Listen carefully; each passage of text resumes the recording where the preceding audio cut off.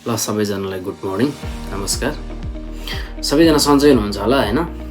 म पनि सन्चै छु, आरामै छु, कुशलै छु हैन। म चाहिँ रातभरि काम गर्छु, दिनभरि सुत्छु हैन। राति काम गरेर बिहान आयो, लखतरान पर्या हुन्छ हैन।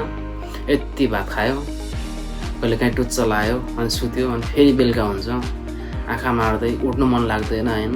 यस्तो लाग्छ नि, मैले सोचेको भन्दा बिल्कुलै भयो मेरो जिन्दगी हैन। त्यस्तो लाग्छ, उठ्नु साथ हैन। तर के लाग्छ भने हैन, म आइसकेँ, विदेश आइसकेँ, म यसैको लागि त आएको नि, म पैसा कमाउनकै लागि त आएको नि हैन।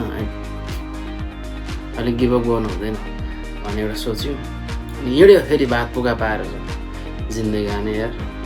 विदेश जिन्दगी त बडो बिजोग तरिकाले बितिरहेछ हौ।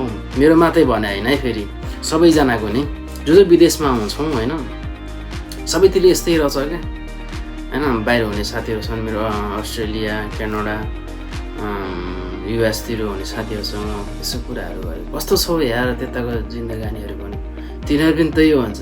थैट जिन्दगी यार बरु नेपालमै छ, जे छ नेपालमै छ, मात्र पैसा चाहिँ नेपालमा कम हो, अरू सब थोक छ भन्छ होइन।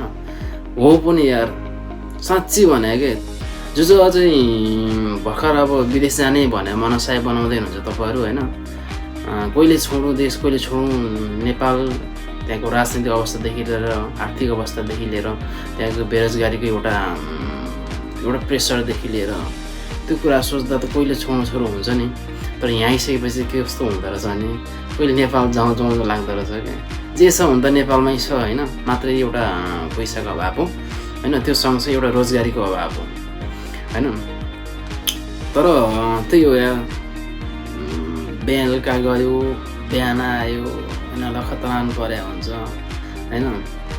अनि त्यसपछि आयो, भात खायो, सुत्यो, सक्यो। त्यो डे बाई डे गर्दा गर्दै वर्षहरू बित्यो, दिनहरू बित्यो होइन। पहिला चाहिँ अब नयाँमा चाहिँ काम गर्दा नयाँमा चाहिँ कस्तो हुँदो रहेछ भने, ल यार यति घन्टा बित्यो होइन, उति घन्टा बित्यो भन्दा भन्दै ठ्याक्क त्यो रात बित्यो होइन। त्यो हुँदा हुँदै दिन बित्यो होइन, दिन गर्दा गर्दै महिना बित्यो, महिना बित्दा बित्दै वर्ष बित्यो, वर्ष भन्दामा उखो कति वर्ष बित्यो।